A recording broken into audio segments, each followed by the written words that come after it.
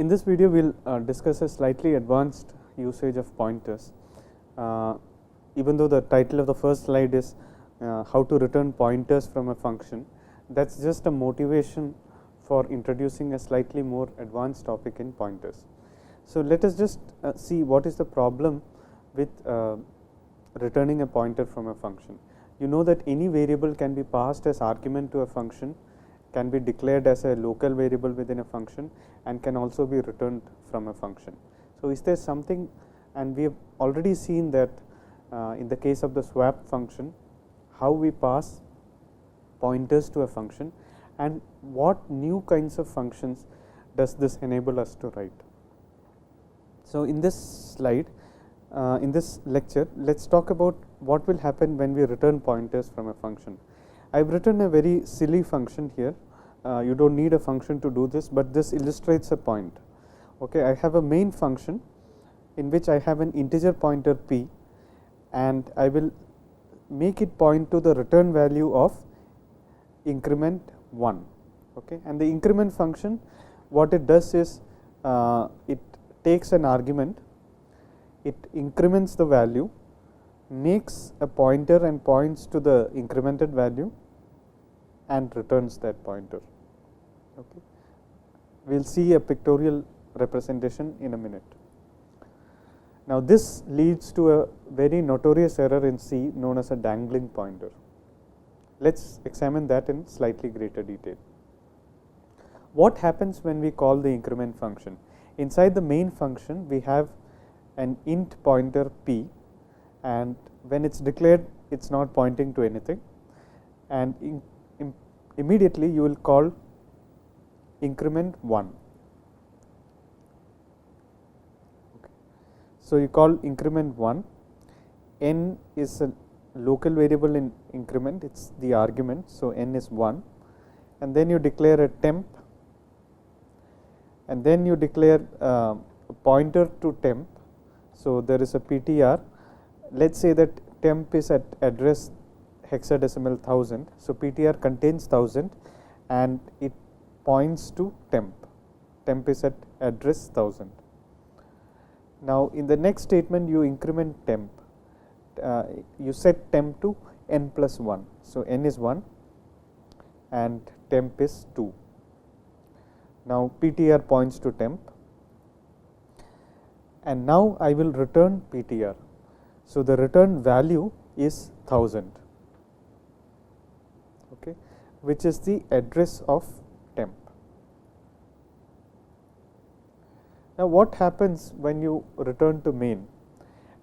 As soon as increment finishes, and we have said this several times before, as soon as any function finishes, the memory that is allocated to the function is erased. Okay. So when you return to the main function, what happens is that you have p, and p will contain the address 1000. So it is meant to point to temp, but the space meant for temp has already been erased. So p is pointing to a junk value in memory, it is pointing to an arbitrary location in memory. So this is known as a dangling pointer. Hopefully the picture is representative of a dangling pointer, the fact that it points to a location which is no longer meaningful. Okay. Notice that what I am talking about is the ideal situation. When you run the when you code it in C and try to run it, maybe p does point to the location with address 2. This is because C may not be aggressive in reclaiming the memory, but you should always assume that the safe thing is to assume every location that was allocated to increment is erased immediately after increment returns. In practice, it may not be the case, but you should never assume that you still have the temp variable. In general, what you will have is a dangling pointer, because p points to a location which no longer contains any relevant information. So when you print p, you will have a danger. So how do you return pointers from a function? So we have seen what a dangling pointer means, and here is a very silly function which will create a dangling pointer. Now what's the problem with this function? It returns the address of a local variable temp, but temp is erased as soon as increment n returns. So the return value is not a meaningful address to the calling function, which is main. Can we get around this? Okay. So the main problem here is that anything that is allocated to the called function on the stack is erased as soon as it returns. Now, is there any way at all to meaningfully return pointers to new variables? We will use a new concept, that of a globally accessible memory called heap. We have already seen a stack. Now we will understand what a heap is. So roughly the idea is that if we allocate value on the global memory, it is not erased when the function returns. I will explain this with the help of a slightly broad analogy. Hopefully this is indicative of what actually happens with a heap. So think of executing a function as writing on a classroom blackboard when a lecture is going on. Once the function finishes execution, this is like the class is over, everything on the blackboard is erased. Okay. Suppose you want to retain a message after the class is over. Now the solution could be that you can post things on a notice board, which is global to all classrooms. So it is common to all classrooms. So things on the notice board are not removed as soon as a class is over. If you write something on the blackboard, which is similar to storing something on the stack, as soon as the class is over, it will be erased. Okay. So if you have something to communicate back to another class, maybe you can post it on a notice board. Now the notice board is globally accessible to all classrooms. The blackboard is like a stack, and the global notice board is like a heap, and contents on the heap is not erased when a function finishes. So how do you allocate things on the heap? There is a standard library function called malloc in the file stdlib.h, which can be used to allocate space on the heap. Roughly this is what it does. If you ask for malloc n, where n is a positive integer, it will allocate n bytes of memory on the heap, and it will return a pointer to the first location of the allocated space. Now that pointer can be converted to pointer of any type. Malloc just allocates n bytes. Now you may want to interpret those bytes as n divided by 4 integers. Okay. In that case, it will return a pointer, so you convert that pointer to an int pointer. Let us see an example. I may have an int pointer ptr, and now I want to allocate 10 integers on the heap. Okay. How do I do that? I will allocate 10 star size of int. So this will allocate on some particular machine, let's say 40 bytes, and it will return an address of the first location. Now that address, I want to treat it as an integer address. So I will convert it to an int as int star and then malloc 10 star size of int. So this style of writing code makes the code portable, because suppose you write the code and you on a machine where integer was 4 bytes, okay, and you take your code and go to a bigger machine which has 8 bytes as the size of an integer. Then you compile the code on that machine and your code will still allocate 10 integers. Why? Because on the new machine, size of int will be automatically 8, so it will allocate 80 bytes. Okay. So in order to write portable code, you can use size of int instead of assuming that integer is 4 bytes. So I want to allocate malloc 10 star size of int. This will allocate 10 integers no matter which machine you do it on. So and it will return you the address of the first byte in that allocated space. That address you convert to an integer pointer. here is how you allocate memory on the heap. Okay. So, when you think pictorially, think of heap as a separate space in the memory. In this case, PTR will be allocated some space on the heap, let us say 10 integers. Okay. So, it will on some particular machine it will say 40 bytes, and it will return the address of the first byte. Now, that first byte you treat it as a pointer to int. That is done through the conversion int star. Now, it is nice that you can allocate space on the heap, but in order to be hygienic, you should also remove the allocated space once you are done with it, right. There should be a reverse operation to allocate, and that is free. It is in the same library stdlib.h, and if I just say free PTR, and PTR was originally allocated using malloc, then it will correctly remove however many bytes were originally allocated. So, let us say that I have int star PTR, and then PTR I allocate 10 integers on the heap, and PTR is the address of the first allocated location.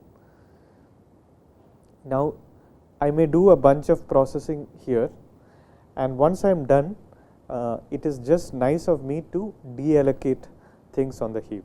This is like saying that things on the notice board, once some condition occurs where you know that that notice is no longer needed, you just remove that posting from the notice board, right. For that you use free of PTR. Now, notice the asymmetry here. Malloc took the number of bytes to be allocated. Free just wanted to say which pointer is to be freed. It does not ask for how many bytes to free. So, you can imagine that malloc does some kind of bookkeeping where it says that I allocated 40 bytes and that was returned to PTR. So, if I just say free PTR, it automatically knows that 40 bytes are to be freed. You do not have to give the extra argument saying how many bytes to free. Once you free the pointer, you just set it back to null. This is just a safe practice, and it is not absolutely necessary, but it is recommended. So, let us solve our earlier problem using malloc. Our earlier problem was that PTR was pointing to some location within the stack. So, as soon as the function returned, the return address no longer meant any meaningful address. So, let us now solve this problem. I have included stdlib.h because I will allocate memory on the heap. So, the increment function is modified as follows. Strictly speaking, I do not need a temp variable anymore. I have an int pointer, and I will use the pointer to allocate one integer on the heap. This is a really wasteful practice, but it just illustrates a point. So, it will allocate one integer on the heap and then return that address and treat that address as an int star. Now, I will use star PTR equal to n plus 1 to dereference that location on the heap and increment and set the value to n plus 1. Once I am done, I will return the PTR. I will return the address on the heap. The difference here is that the return address is on the heap and only the stack is erased. So, things on the heap are not erased unless you explicitly ask it to be erased via free. So, returning a heap address, and so P will point to a meaningful location on the heap. When you print it, you will get 2, and once you are done, you can say free P. Okay. So, here is a strange use which you have not seen before. Something was done, the malloc was done in the increment function and the free is being done in the main function. Now, if you think back to the physical analogy, it's not really surprising. Somebody can post something on the notice board and a different person can remove it. Okay. What happens here is that the increment function PTR points to some location on the heap using malloc. Okay. So, one integer is allocated on the heap, and when you say star PTR equal to n plus 1, then the location in the heap will contain 2. And here's the catch: earlier P was just a dangling, it was just pointing to an arbitrary location in the memory, but increment allocated something on the heap and returned that address. Right. As soon as increment returns, the stack is erased. Okay. So everything that was allocated on the stack for increment is erased, but things that are allocated on the heap remain. Okay. So P points to a meaningful address on the heap. Then once you are done, you can say free P and things will be erased. When you print it, the output will be 2.